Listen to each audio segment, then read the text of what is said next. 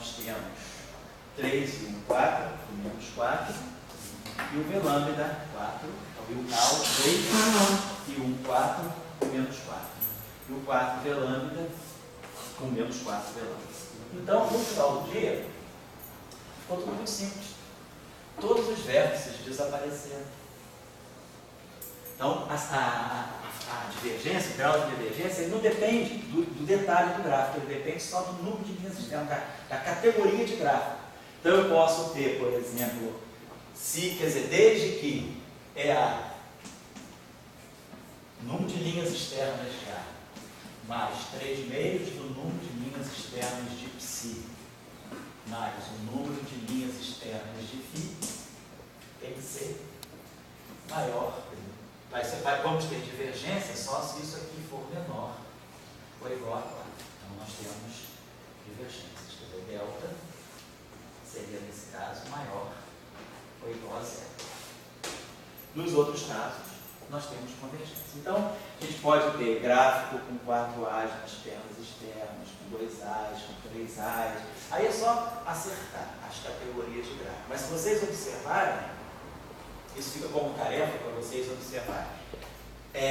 O número, as categorias, vamos supor que a Psi seja 0 e a Φ seja 0. Então eu posso ter um gráfico, não importa qual seja o detalhe da bolinha quântica. Eu posso ter, por exemplo, 2 A's. Então isso aqui só tem EA. Então diverge com grau 2 em princípio. Posso ter 3 A's. Posso ter 4 A's.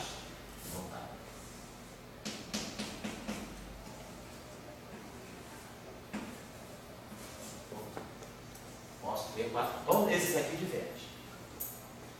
Se eu puser 5 A's para frente, já não tem mais condição de divergir. Agora eu posso manter um EA. Com um EA apenas, eu posso ter um gráfico, por exemplo, com 2 Φs, com 2 Psis, e um EA. Esse gráfico também diverge. O EA é 2 e o Psi é 1. Então fica 4 menos 2, 2, 2 menos 3 meios, 1 meio. Então, Φ é 0. Posso ter também, se vocês pegarem, por exemplo, um gráfico tem, se eu quiser colocar um Φ aqui, faz o cálculo, vai dar divergente, vai dar convergente, não diverge, porque vai aparecer um Φ. Então vocês vão também observar o seguinte, vocês podem fazer todas as possibilidades de gráfico quando dá divergente. Por exemplo, o gráfico que pode dar divergente é esse aqui, ó. Vou botar a bolinha quântica.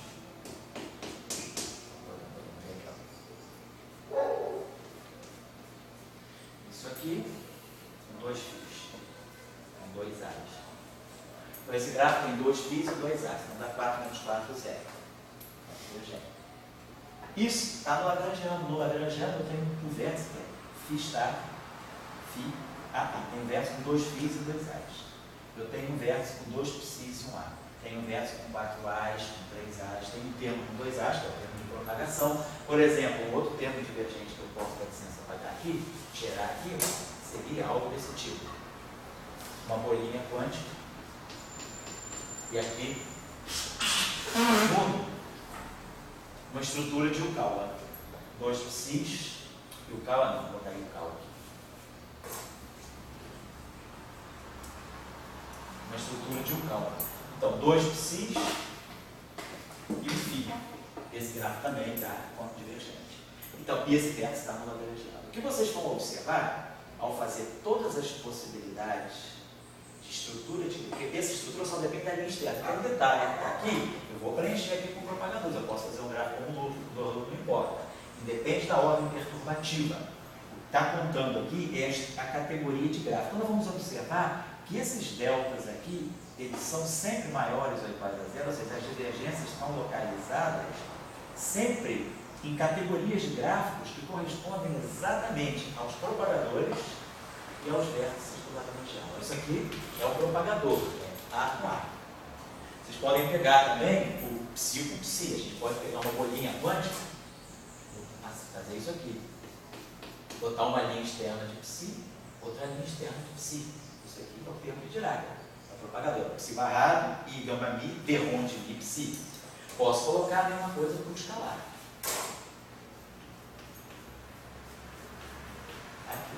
Então, isso aqui é φ. Então, a gente observa que todos os gráficos com dois campos na linha externa, ou com dois A's e todo mundo zero, ou com dois P's e todo mundo zero, ou com dois P's e todo mundo zero, estão divergentes. Então, isso mostra que eu tenho divergência na categoria de gráfico que corresponde no lagrangiano ao propagador, que é o termo quadrático. Depois, vocês podem observar que todas as outras, eu posso pegar uma divergência, vamos supor que eu tenha 3 linhas externas. Eu botei 2 linhas externas. 3 linhas externas. Então, vocês podem pegar 3 linhas externas de A somente, 3 linhas externas de Psi, vocês vão ver que automaticamente, 3 linhas externas de Psi automaticamente dá convergente, dá fator negativo, 3 linhas externas de Φ, não. Se eu pegar 3 linhas externas de Φ, dá um fator 1. Então, vocês vão ver que todas as possibilidades que vocês mexerem aqui vão bater exatamente como ou os propagadores do lagrangiano ou os vértices do lagrangiano. E é isso que te diz que uma teoria é renormalizável, porque as divergências elas vão estar localizadas em objetos que já estão no meu lagrangiano. Isso é uma discussão mais longa que a gente vai ter depois, daqui na última aula, provavelmente, desse curso. E aí, para cada divergência que eu encontrar nesse tipo de gráfico, eu vou jogar aquilo que nós chamamos de contratermo do lagrangiano, e aí esse contratermo ele vai fazer uma redefinição dos parâmetros da teoria, dos próprios campos. Vamos fazer um processo chamado renormalização da função de onda, vamos renormalizar os parâmetros de massa e vamos renormalizar os parâmetros de acoplamento. Então, todas as renormalizações elas vão vir porque todas as divergências que eu vou localizar numa teoria de N-Mills como essa, elas estão presentes em categorias de gráficos que correspondem a propagadores e vértices do lagrangiano. É isso que é a história de uma teoria renormalizável. Se uma teoria não é renormalizável, eu vou começar a gerar divergências, eu vou começar a ver que o delta é positivo para categorias de gráficos que não têm vértices correspondentes no lagrangiano. Então, eu não tenho como jogar aqui no lagrangiano e reabsorver. É o que caracteriza uma teoria não renormalizável. Estou dando uma forma intuitiva para vocês. Nós ainda não formalizamos esse conhecimento. Por enquanto, eu estou só anunciando para vocês que não é coincidência que, por exemplo, uma teoria de Yang-Mills completa, ela tenha divergências apenas nas categorias de gráficos que correspondem a termos do lagrangiano. Perceberam a colocação que eu estou fazendo? Aí depois nós vamos ver que isso sim é uma teoria renormalizável. O exercício que eu vou deixar para vocês é refazer o mesmo exercício em 3 dimensões. Vocês vão agora para umas 2 dimensões espaciais.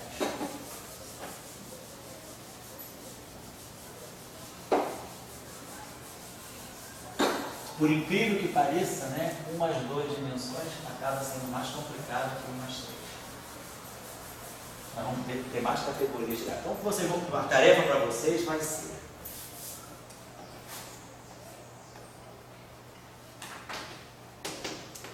reconstruir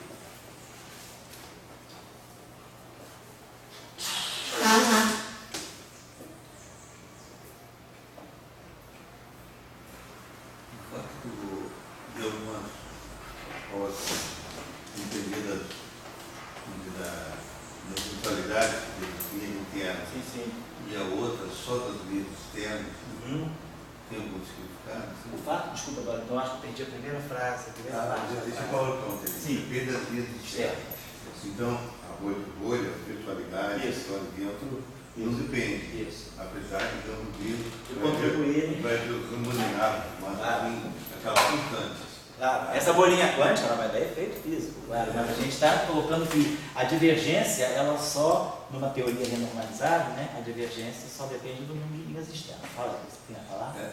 E o fato quando depende, quando não depende só das vias externas, tem algum insight físico maior? Quando não depende só das linhas externas, pode depender dos vértices, positivo ou negativo. Quer dizer, o insight maior é que você vai ter não renormalizabilidade, vai ter super renormalizabilidade, vai depender um pouco Agora, o que significa uma teoria não renormalizável? O que significa um modelo super renormalizável? Isso a gente vai discutir. Vamos discutir depois oportunamente. Eu não sei também profundamente sobre teorias super renormalizáveis. Eu nunca... Mas eu digo assim, a questão que eu vejo é o seguinte, você está tendo um espalhamento de duas partículas, sim. partículas, né? E elas não estão, aquela bolinha é uma coisinha tua, entendeu? Assim, não, é uma representação nossa, claro. Uma virtualidade sua. Claro. Assim. Mas de repente aquela virtualidade, até que ponto ela entra no próprio espalhamento de partículas, ou até que ponto que ela apenas ela é uma máquina para ajudar as partículas. Então aqui me parece que ela é apenas uma máquina, mas ela não entra no visível. Mas não é bem sempre assim, né? Tem horas que vamos dizer, muitas horas vamos dizer que ela entra. Pode ter situações em que ela entra. Quer dizer, na verdade, a virtualidade ela entra de qualquer forma. Ela não entra no power counting, mas ela vai entrar nos processos, ela vai dar efeitos físicos finitos, né? Então, quer dizer, a virtualidade, o efeito quântico, está presente de qualquer forma. Para efeito de contagem e de divergência, a virtualidade nesses casos aí pode não estar importando, né? Independe da virtualidade, o efeito a divergência tem a mesma característica. Agora, quando eu vou buscar os efeitos finitos que estão dentro da bolha quântica, aí a virtualidade é fundamental. Ela conta, quando eu vou olhar a parte, porque nós estamos aqui só preocupados de saber o grau de divergência. Então, para grau de divergência, o que está contando é apenas a estrutura externa do gráfico. Aquela bolinha quântica, ela não está interferindo nesse processo. Justamente por isso a teoria é normalizada. Mas se eu for querer extrair resultado físico, saber, por exemplo, qual é a contribuição em ordem H cortado, a quarta potência, para o espalhamento elétron-elétron, para a seção de choque que dá o espalhamento elétron-elétron, aí essa teoria quântica vai ser fundamental. A visualidade vai ser fundamental. Aqui vocês vão ter algumas surpresas interessantes. Então, por isso eu estou pedindo para vocês reconstruírem Young Mills em 3 dimensões. Não deixem de fazer esse exercício, não. Ele é bastante instrutivo. Então, reconstruir Super Young Mills em 3 dimensões, com 2 detalhes a mais. A estrutura de Young Mills é a mesma, não muda, é F ao quadrado, fica tudo igual. A primeira mudança que nós temos é no setor fermiônico. Nós vamos poder ter uma interação, vou colocar. Nós vamos poder ter, vamos botar o setor de vamos ter 2 mudanças, 2 alterações, que vão ter influência no power count, né? 2 alterações. Primeiro, no setor de escalares, quando eu vou para 3 dimensões, nós podemos introduzir uma interação Φ6.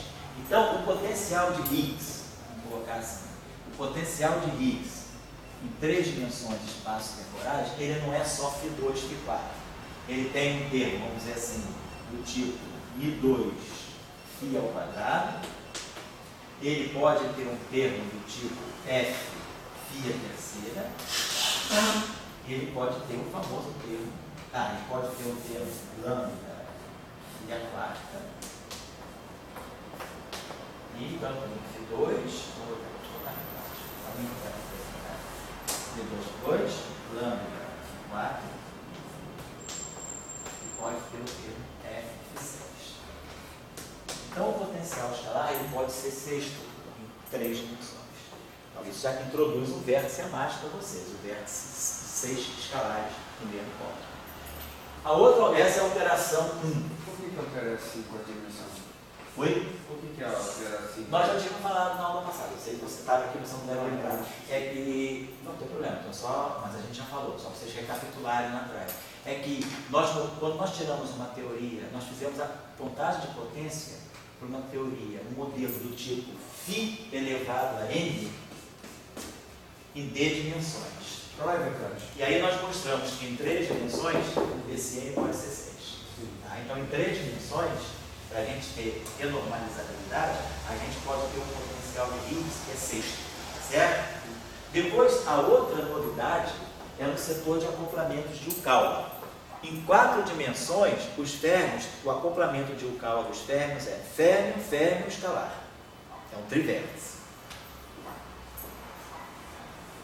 Então vamos colocar aqui o setor de um caule de 3 dimensões, ele também é modificado. Ele pode ter a interação y, vamos colocar aqui y, que é psi barrado, psi φ, pode ter essa estrutura de interação, que é Fermion escalar, Fermion Higgs, mas eu posso também colocar essa interação aqui. Vamos dizer que seja uma interação x, y, chamar de interação vamos chamar de interação y de 1, psi barrado, psi, φ ao quadrado. Quando eu digo φ, não é necessariamente φ, pode ser φ d'água, algo desse tipo. O que é importante é que a interação tenha 2 φ. Então, em 3 dimensões, vocês vão ver que a gente vai poder introduzir a interação quadrática de Higgs, uma interação que tem 2 termos e 2 escalares. Eu posso enriquecer o setor de Higgs sem prejudicar a contagem de potência. Agora, o que vocês vão observar de interessante é que em 4 dimensões, em 3 dimensões, vai sobrar um vértice, sinal negativo, indicando que a teoria tende a convergir mais e mais. Então, eu queria que vocês fizessem esse exercício. Eu não vou fazer, nem na próxima aula, não vou começar fazendo ele. Mas eu gostaria que vocês se reunissem e fizessem ele para me trazer o resultado. O que vocês vão observar é que a teoria de Young-Mills, o modelo de Young-Mills em 3 dimensões, ele acaba sendo super renormalizável. Então, a super renormalizabilidade dele é super renormalizável. E essa propriedade, ela advém, vocês vão observar, exatamente da interação de Young-Mills, vem dos vértices de Young-Mills. Então, ela é super renormalizável no sentido de que, se eu aumentar muito o número de vértices, e aí a bolinha quântica passa a influenciar no próprio power count. Então, a tendência desse ΔG é que, para uma certa categoria de gráficos, a divergência pode desaparecer se eu aumentar muito o número de vértices, aumentar razoavelmente o número de vértices. Mas aumentar o número de vértices significa aumentar o número de potências da constante de acoplamento no gráfico, ou seja, ter mais vértices. Então, o que caracteriza a super renormalizabilidade é que uma dada categoria de gráfico, ela pode divergir, mas se eu aumentar muito o número de vértices, ela passa a convergir. Então, a divergência, ela só existe até uma certa ordem. Depois de uma certa ordem, aquilo que era divergente abaixo das ordens não é mais divergente. É isso que caracteriza a superrenormalizabilidade. Então, a superrenormalizabilidade é sempre acompanhada de algum sinal negativo em algum tipo de vértice. Não precisa ser um número total de vértices, não. Eu tenho alguma categoria, algum tipo de vértice que vai aparecer um sinal negativo, puxando a divergência para baixo. E a não renormalizabilidade é quando o número de vértices aparece com potência positiva, porque isso significa que, à medida que eu aumento a série multiplicativa, eu vou gerando mais e mais divergência. Então, também nesse sentido, como eu não tinha feito esse exercício, e esse exercício é um exercício muito importante para as interações práticas, eu vou deixar como tarefa para vocês também. Um exercício, esse agora é muito simples. Depois que nós fizermos tudo isso aqui, é também simples, é só mesmo assim, uma sobremesa muito lightzinho para vocês treinarem, que é, se eu pegar uma interação, um modelo do tipo Fermi a quarto, tarefa. Vamos supor que nós vamos pegar uma interação, temos só Fermi, campo fermiano. Vamos supor que a gente pegue uma interação do tipo, da mesma forma que a gente fez com os escalares a uma potência n, vamos dizer que eu pego isso aqui, ó, 2 férmions, psi barrado psi, elevado a uma certa potência n. Então eu posso ter psi barrado psi ao quadrado, psi barrado psi ao cubo, não importa. Eu tenho esse tipo de interação. Um vértice, eu vou chamar essa constante de acoplamento aqui de F, esse tipo de vértice aí, essa interação, F, psi barrado psi elevado a n. E tenho Lagrangiano fermiônico normal, teoria de Dirac. Só que o vértice agora, eu tenho auto-interação dos férmions.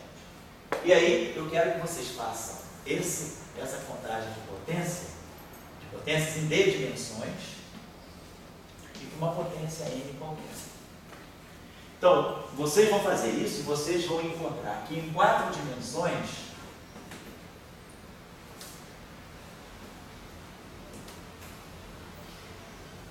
eu já tenho quebra de renormalizabilidade para N maior ou igual a 2. Então, isso aqui, em 4 dimensões, N maior ou igual a 2, viola a renormalizabilidade.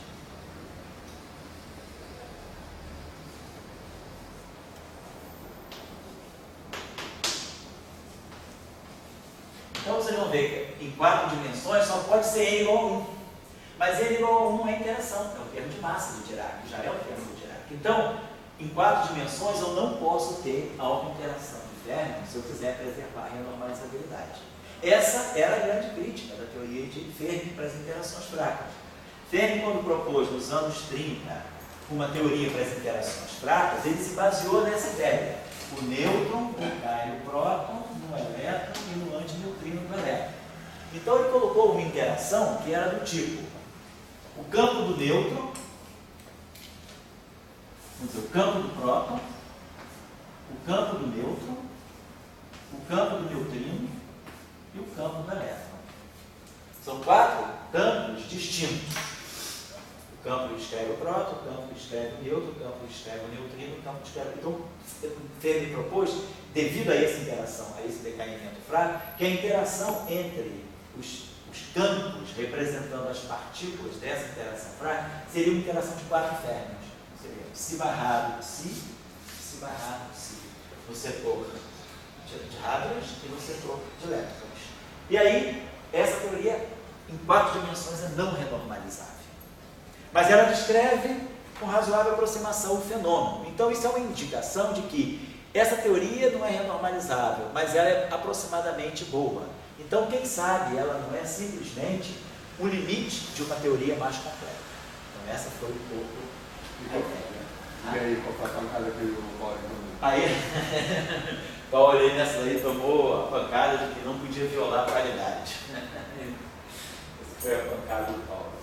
Paulo sempre perdia, né? Cara, ele ganhou uma hora bem, mas também vê que ele falava muito, talvez seja isso. Quem se expõe muito acaba também, né? Pegando, mas De esquerda. É bom, oi? Mas é bom, né? De esquerda. E só uma coisinha só. E aí vocês vão mostrar o seguinte, que se vocês tiverem 2 dimensões, uma dimensão tempo e uma dimensão espaço, vocês podem ter N igual a 2. Então vocês têm 4 férmions, uma interação do tipo psi barrado psi ao quadrado, ela só é renormalizável em 2 dimensões. Essa interação aqui, que é o que a gente chama na literatura aí de modelo de Gross-Neveu, modelo de Tilling, é um modelo do tipo psi barrado psi ao quadrado, em 2 dimensões. E aí é renormalizável.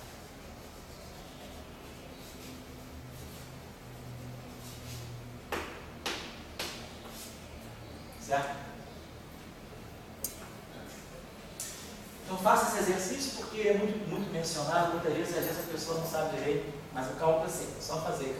Faz um cálculo para psi barrado psi elevado a n, então vocês têm um vértice com 2n linhas periódicas, né? Cada vértice tem 2 férmions, então esse vértice aqui está elevado a n. Então, na hora de fazer a contagem, eu vou colocar, cada vértice contém 2n férmions, com 2n psis. E aí faço o cálculo, vocês vão ver que tem essa relação, certo? Mas tem para ter aquele menos V. Aquilo depende de você ter mais vértices, teoria. Não depende de você ter mais vértices, não. Depende de você ter, vai depender da estrutura do vértice, da potência, do número de campos que você tem no vértice. Mas você tem vértice sem potência, sem potência, sem a derivada, que é uma derivada. Não, sem derivada. Mas uma certa potência. Então, se você pegar o mesmo tipo de campo, φ, então se você colocar, por exemplo, φ6, vamos dizer, colocar em menos V. Se você colocar, por exemplo, Ali aqui você botou Φ4, Φ6, vai aparecendo mais velho. Isso, então, vai ter mais Mas vai necessariamente, não necessariamente. Não. Vai... Porque, por exemplo, nesse caso aqui, a gente vai ver que o vértice Φ4 é super renormalizável. Eu botei o vértice Φ6, o vértice Φ6 é renormalizável. Vocês vão ver pela contagem de potência que vai sobrar no final do dia um V lambda negativo.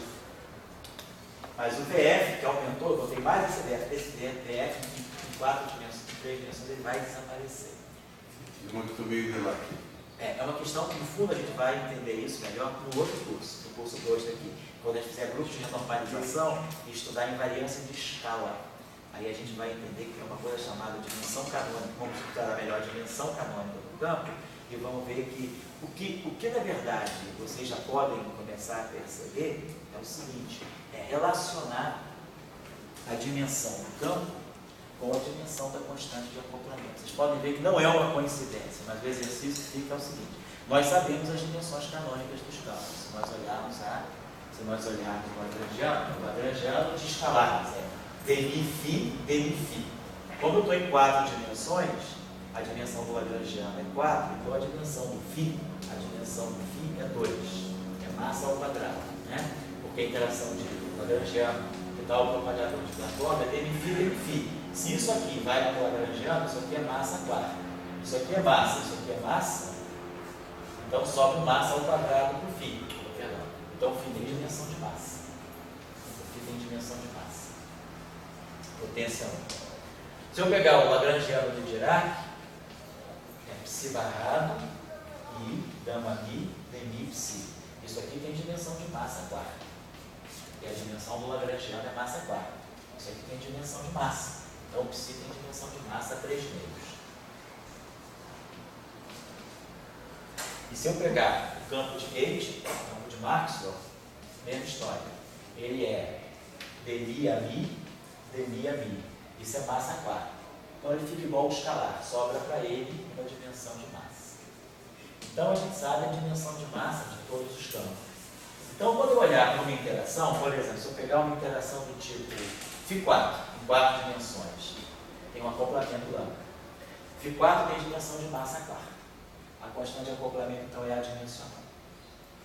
Se eu pegar, por exemplo, em 4 dimensões a interação Φ6, isso aqui tem que ter dimensão de massa 4. Como isso aqui vai ter dimensão de massa 6, o lambda teria que ter dimensão de massa menos 2. Então, eu tenho uma constante de acoplamento com dimensão de massa negativa. Se, por exemplo, eu pegar um termo do tipo Φ3, 4 dimensões, o lambda tem dimensão de massa. Para poder completar e bater, a dimensão de Lagrangiano é massa 4. Então, o que vocês vão observar são que todos os vértices que são renormalizáveis, que desaparecem do power count, eles estão associados a constante de acoplamento com dimensão zero, adimensionais. Todos os vértices não renormalizáveis, eles estão associados a constante de acoplamento com dimensão negativa de massa. Então, quando a dimensão da constante de acoplamento, então, quando a dimensão da constante de acoplamento ela for massa a uma potência negativa, eu tenho não renormalização. Quando a potência for de massa positiva, como que ele seja positivo, né? Eu tenho super renormalização. E quando a potência for nula, ou seja, quando a grandeza, o parâmetro de acoplamento for adimensional em massa, eu tenho renormalização. Então, isso aqui parece uma regrinha de rua, né? Parece assim, uma regrinha empírica, mas não é empírica não. Ela tem razão de ser. Nós vamos explicar quando eu falar dos gráficos primitivamente gente, nós vamos entender por quê. Então, vocês observarem, por exemplo, se eu estou em 3 dimensões, estou em 3D. Se eu estou em 3 dimensões, qual é a dimensão do campo de Klein-Bordel agora? Se eu estou em 3 dimensões, o Lagrangiano de Klein-Bordel é dφ. dφ. O Lagrangiano de Klein-Bordel. Então, se eu estou em 3 dimensões, isso aqui tem dimensão de massa terceira. Porque densidade de Lagrangiano, né? A gente tem assim, integral d3x de L é a ação. A ação é sempre adimensional. Então, se isso aqui tem dimensão de massa menos 3, isso aqui tem que ter dimensão de massa 3.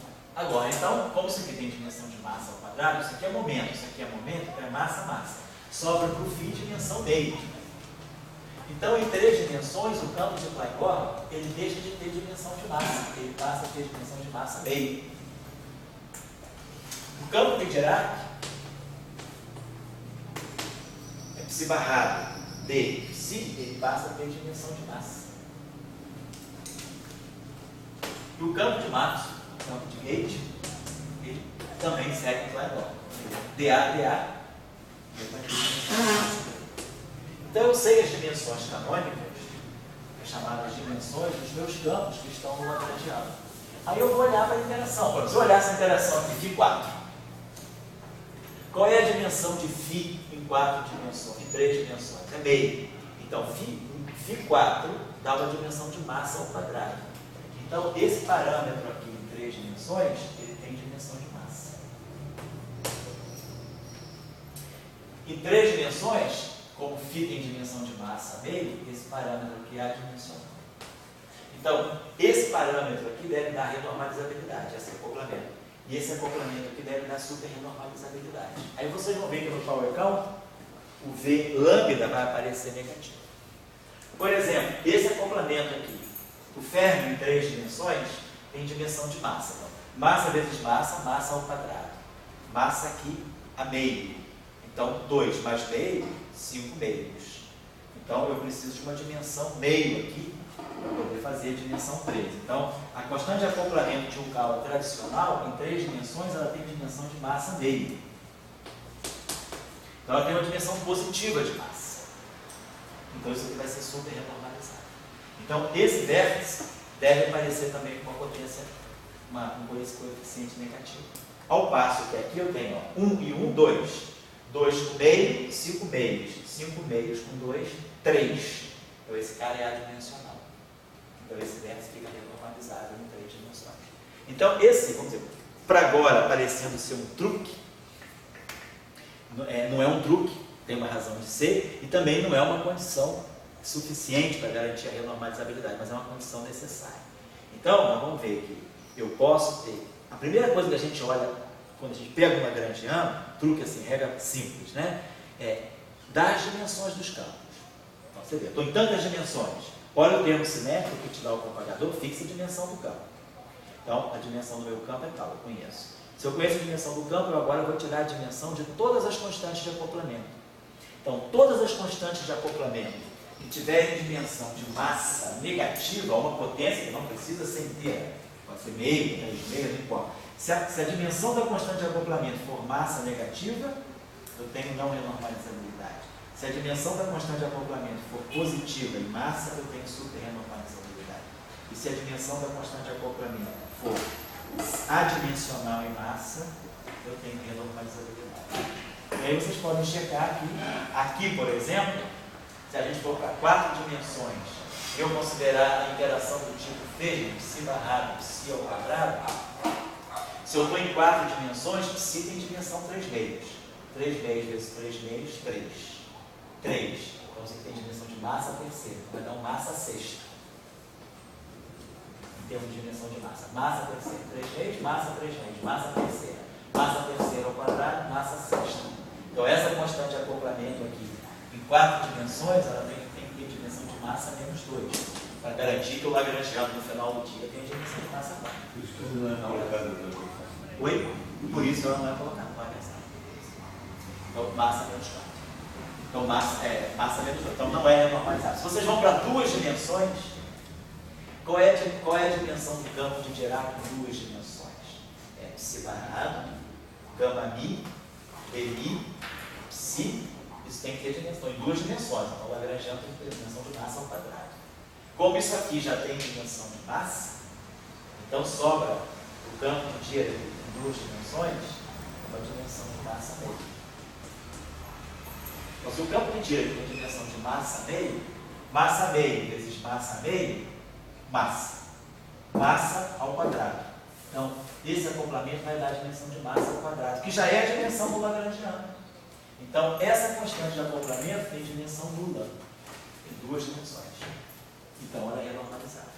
Então, vocês vão fazer o cálculo e vão realmente verificar que para D igual a duas dimensões, o power counting não vai depender desse vértice se o n for 2. Então, o modelo psi barrado, psi ao quadrado, interação com 4 férmions, é renormalizado em duas dimensões. Esse é o chamado modelo de Thiem, ou também conhecido sob outras formas, modelo de Grothendieck. É um modelo que tem interação de 4 férmions em duas dimensões. É um modelo interessante para a mecânica estatística também. Ele é um modelo renormalizado. Então, a ideia, mais ou menos, é essa. Basta você saber olhar a dimensão canônica do campo. Sabendo olhar a dimensão canônica do campo, que é o que a gente chama de dimensão canônica, que é a dimensão em massa vista no lagrangiano nu e cru. E aí, essa dimensão canônica, ela já me dá uma indicação das dimensões em massa de todas as constantes de acoplamento. Então, a gente observa se eu estou em 3 dimensões, se eu estou em 4 dimensões, por exemplo, a interação de Yang-Mills é G, dA, AA. Isso é o triverso de Yang-Mills, em 4 dimensões, ou em 3 também. O verso de Yang-Mills é genérico. Se eu estou em 4 dimensões, isso aqui tem que ser massa quarta. Mas se eu estou em 4 dimensões, o campo de Yang-Mills tem dimensão de massa. Massa, massa, massa, massa, massa quarta. Então, a constante de acoplamento de Gage, ela é adimensional em 4 dimensões. Então, o G tem dimensão 0 se eu estou em 4 dimensões. Por isso que Yang-Mills deu renormalizável. Se eu agora vou para 3 dimensões, isso aqui, o mesmo vértice de Yang-Mills, a estrutura de Yang-Mills é a mesma em qualquer dimensão. Então, o vértice é esse. Então, isso tem dimensão de massa fundo. Só que agora, em 3 dimensões, o A não tem mais dimensão de massa. O A tem dimensão de massa meio. Então, eu tenho meio, meio, meio, 3 meios. Esse cara aqui vai ter dimensão 3 meios com 1, 5 meios. Então, isso aqui tem dimensão de massa 5 meios. Certo? 3 meios mais 1, 5 meios. Para eu chegar a um 3 aqui, é preciso que a constante de acoplamento de Gage em 3 dimensões tenha a dimensão de massa meio. Então, em 3 dimensões, a constante de acoplamento de Gage ela passa a ter uma dimensão positiva em massa. Por isso que Yang-Mills é super renormalizável em 3 dimensões. Então, quando vocês fizerem os cálculos aqui nesse exercício, vocês vão ver que o vértice de Yang-Mills ele vai aparecer com um coeficiente negativo, com um sinal negativo, mostrando que Yang-Mills em 3 dimensões puxa a convergência para baixo, puxa a teoria para ficar mais convergente. Entenderam o mecanismo qual é? É simples. Agora vamos entender por quê. Na próxima aula, por que que tem esse truquezinho de olhar tudo que eu fiz agora, muitas vezes vocês vão fazer um power count incrível. Então vocês podem evitar de fazer o power count. Vocês podem já olhar as constantes de acoplamento e já saber. É o primeiro teste. Ver as dimensões da constante de acoplamento. Então, agora, por que a dimensão da constante de acoplamento, ela dá o mesmo, ela é consistente com o power counting, com a contagem de potência. Isso nós vamos entender na próxima aula. Tá bom? Falei, agora. Digo, a questão do propagador, você pode ter também um propagador tipo M2 sobre K4. Sim, isso. Você mantém 1 sobre K2 que é dimensional. Isso. Certo? Você pode ter M2 sobre K4. Isso. Então você... Por exemplo, se você pegar, vamos pegar aqui, você está falando, vai pegar um modelo em 4 dimensões. Suponhamos que tem isso aqui. Uma Lagrangiano de Yang-Mills, vou pegar um Klein-Borg em 4 dimensões normais. Ele vai ter dmi-φ, dmi-φ. Mas eu posso introduzir um termo aqui, que vai ser aquilo que a gente já introduziu algumas vezes. D'Alembertiano de φ, D'Alembertiano de φ. Menos M2, vamos colocar assim. Então, na hora de eu tirar o propagador, esse propagador vai ser 1 sobre K2. Aqui vai aparecer um πk4.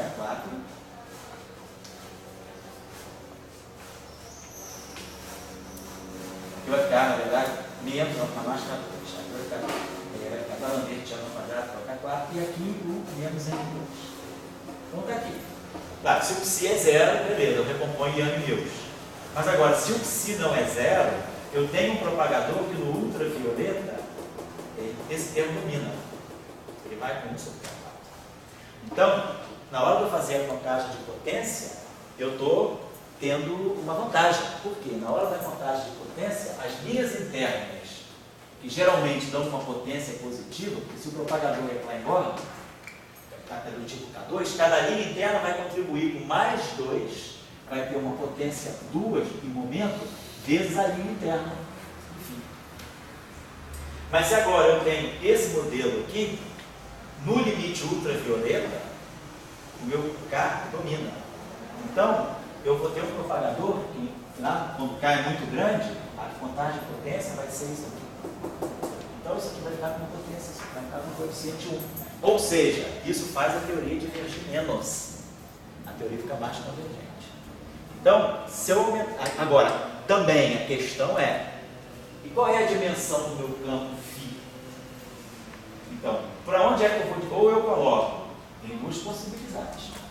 Ou eu digo, esse termo aqui é que vai fixar a dimensão do meu campo. Então, isso aqui é 4. Então, o meu campo mantém dimensão 2. Mantém dimensão 1. Então, esse Si aqui teria que ter dimensão de massa menos 2. Isso aqui teria 1, 2, 3, 4, 2, 3, 5, 6. Então, isso aqui teria que ter dimensão de massa menos 2. Ou então eu poderia falar, não, e se eu fixar a dimensão canônica por aqui? Por que não é isso aqui, tudo que tem dimensão de massa 4? Então, eu poderia pensar, esse Si é um parâmetro adimensional. Eu vou dizer que isso tudo aqui tem dimensão de massa quarta. Porque a gente pensar bem o seguinte, lá na região de altas energias, qual é o termo que domina do Lagrangiano? Esse termo, ele oscila mais, ele é quadrático, ele é quartico na frequência. Esse aqui é só quadrático. Então, na região de altíssimas energias, esse termo deve dominar. Então, é esse termo que, para efeito de contagem de potência, que a gente está sempre interessado no limite extremo ultravioleta, esse termo deve contribuir mais fortemente. Então, a dimensão canônica do campo pode ser fixada por aqui. Então, o que eu vou poder fazer é, eu posso resolver essa constante, eu posso, por exemplo, pegar esse campo e dizer raiz de Si. Φ é um novo campo. Então, esse cara aqui eu posso dizer, eu posso botar, ou seja, eu posso botar esse aqui, vou botar, absorver esse raiz de Si, Φ, vou dizer que isso aqui é meu campo Φ. Então, isso aqui vai ficar 1 sobre Si, Φ, aqui fica raiz de Si, Φ ficou aqui, e aí eu faço a mesma coisa. Mas então, ó, esse termo aqui é que é o termo dominante no limite ultravioleta. E aí eu fixo a dimensão canônica aqui. Isso aqui é 2, isso aqui é 4, então esse campo é adimensional. Se esse campo aqui é adimensional, isso aqui tem adimensional, adimensional. 1, 2. Isso aqui precisa, então, esse sim tem que ter realmente dimensão de massa menos 2, para dar uma dimensão de massa 4. Mas quem está colaborando para renormalizar, quem está contando no infinito, quem domina no propagador é isso aqui. Então esse propagador ele vai ser 1 sobre K2 sobre Xi mais K4. E aqui também vai aparecer menos M2 sobre Xi. Então no infinito quem domina esse termo. Então isso aqui ó, me dá uma contagem de potência melhor, porque diminui esse coeficiente positivo aqui. Aí se eu olhar a interação, por exemplo, se eu mantiver a interação lambda Φ4, né? Então se eu tinha isso aqui, eu redefini, isso aqui ficou Φ4 sobre Xi ao quadrado. Então, esse campo aqui é adimensional. Isso aqui, esse lambda, esse campo aqui ficou adimensional. Então, essa constante de acoplamento total aqui, ela vai ter dimensão de massa ao quadrado. Esse aqui é Xi tem massa menos 2, então você vai ter dimensão de massa ao quadrado. Então, se essa constante de acoplamento tem dimensão de massa ao quadrado, eu tenho que subir a renormalizabilidade. Então, realmente, se eu tiver uma teoria com potências de derivadas mais altas, o propagador é mais convergente, e isso deve fazer a teoria ficar mais convergente. Então, se lambda, se esse termo aqui, o lambda Φ4, me dá a renormalizabilidade, se eu agora estou colocando aquele termo da Lambertiano de Φ ao quadrado, o que eu estou fazendo? Estou aumentando a convergência. Então, se a teoria ela é renormalizável, a tendência dela é cair a divergência, ela vai ficar super renormalizável. Então, por isso que a gente diz muitas vezes que introduzir termos cinéticos com derivadas mais altas, ele colabora para a teoria ficar mais convergente no ultravioleta. A razão é essa. Agora, a questão é, Muitas vezes, quando a gente introduz derivadas mais altas, eu estou introduzindo polos múltiplos. Eu estou aumentando a estrutura de polo do denominador. E isso aí pode formar ghosts. Então, o problema, eu seguro por um lado, mas posso estragar. Eu melhoro a renormalizabilidade, mas posso destruir a unitariedade, porque vão aparecer partículas com probabilidade negativa de existir. Isso é o quarto. Nós falamos ghost, vai olhar o resíduo do propagador. Um polo desse tipo aqui, ele pode ter um resíduo negativo. Um dos polos tem resíduo negativo. Oi? Tem que procurar em outro espaço. Preciso procurar em outro espaço, então colocar algum tipo de interação que desacopla aquele ghost na matriz S. Tá certo? São detalhes que não são triviais, tá? Nada triviais, tá certo? A discussão perdurou na literatura da Quantum Gravity por mais de uma década. E voltou agora de novo. Tem saído recentemente trabalhos muito interessantes sobre gravitações massivas, anormalidades unitárias. Tem saído de novo, está se formando de novo uma indústria com novas formulações de gravitação massiva e anormalizável, porque se entende que se a gente imagina que a gravitação é um setor da teoria de cordas, então você pode jogar mais termos no lagrangiano da gravitação, que podem ser efeitos de baixas energias de cordas. E aí isso pode melhorar a renormalizabilidade da gravitação. É uma discussão que está rolando na literatura, bem atual. Está entendido? Deixa eu vamos finalizar. Está entendido qual é a questão, então? Então, eu acho que essa discussão eu posso fechar por agora. Isso é um ponto muito importante. Você está na teoria quântica de campos, querendo construir agora teorias fundamentais. Quer dizer, a gente sempre pensa que eu quero construir uma teoria de campos que seja em harmonia com princípios fundamentais. Né? Tem que ser invariante de Lorentz, se eu quiser construir uma teoria que seja relativista, ou seja, ela tem que ter covariância de Lorentz. Eu quero que a teoria seja compatível com a causalidade, que ela não viole a causalidade. Quero que a teoria seja compatível, quero que a teoria possa ser calculada, quero que ela seja renormalizável, quero que ela seja fisicamente interpretável, que ela seja unitária. Então, nós temos uma série, depois, claro, eu quero que ela reproduza efeitos experimentais, vamos colocar assim. Então, eu tenho uma série de requisitos na construção de uma teoria de campo. Então, a ideia é tentar construir a teoria mais completa possível. Mas, às vezes, eu melhoro a renormalizabilidade, destruo a unitariedade, vice-versa. Então, nem sempre é simples a gente ter uma teoria que faça isso tudo. Young Mills consegue. Young Mills consegue, pelo menos do ponto de vista ultravioleta, ela consegue essa façanha. A questão é o que é Young Mills no setor de baixas energias. Aí a situação é mais complicada. Também se discute isso, é uma questão discutível. Tá? Mas os elementos são esses. Vocês, com esses elementos, a gente pode estar pronto para começar a pensar em construir teorias mais fundamentais, buscar teorias mais, vamos dizer assim, mais básicas para a gente compreender as interações. Vai não dar, né? Você não acha assim, em termos de teoria, assim, um ato assim, muito, vamos dizer, uma sofacão, você, esse neutro aqui vai... Não cabe aula para hoje, tá? Isso aqui... Então, só porque pode ser uma última discussão, mas eu não vou dar mais aula, acabou a aula, tá? Fiquem lá. Esse você faz ali, vai fazer uma interação fraca, neutro próximo ali. Sim. Daí está aqui o lambda. Daí o lambda psi 4, você joga fora. Sim. Isso, só porque tem uma coisa técnica. Sim, sim, sim. Que é renormalizável. Sim. Né? Isso. Você não acha que assim, digamos, deveria, já que você tem essa reação neutro de prótons, esse gráfico ali embaixo deveria ter a filéria.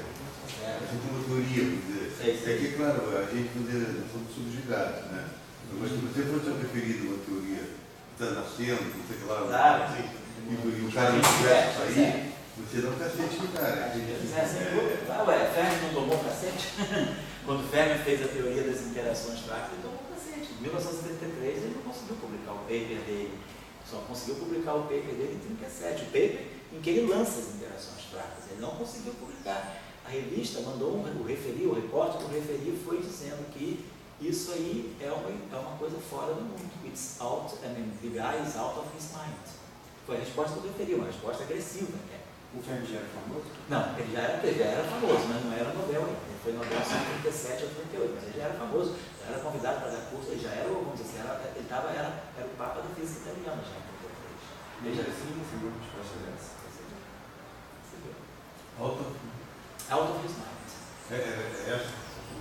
Tem uma frase assim, não é exatamente isso, mas essas ideias são completamente. Eu vou te dar, eu tenho estudo no seminário que eu dei, a frase é alguma coisa como assim, não é que a teoria seja muito abstrata, não. É alguma coisa assim que é nonsense, é no nível de nonsense, não faz sentido. E, no entanto, deu origem a toda a coisa de interações. É muito importante para as pessoas aqui amadurecerem tudo isso, sabe? Não, todos nós, né? Aqui e lá também. Quem é jovem, está chegando, né?